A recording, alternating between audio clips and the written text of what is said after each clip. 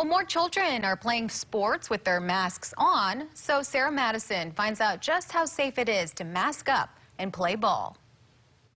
Children will now have to play their favorite sport with a mask on, but there are certain situations where masks are not recommended.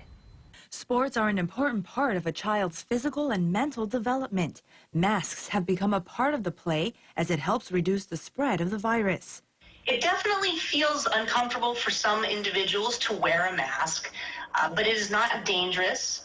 It can be done safely, and it should be done with a proper material, which, looking at the CDC recommendations, is a double layer of a fabric mask. But masks should not be worn if it's going to impair vision or if kids are participating in a water sport.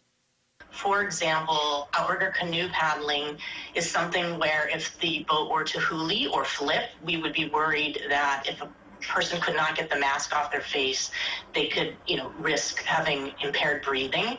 If children use open headgears like a football helmet where there's airflow between players, then masks should still be a part of the uniform.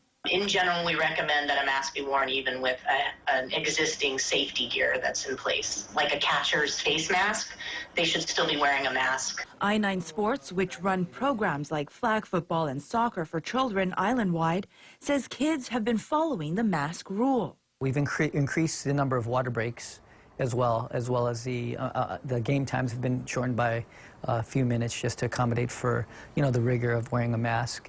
If your child has asthma, Dr. Cole says parents should talk to his or her doctor before participating in a sport where you have to wear a mask. Reporting from Kahala, Sarah Madison, KHON2 News, working for Hawaii.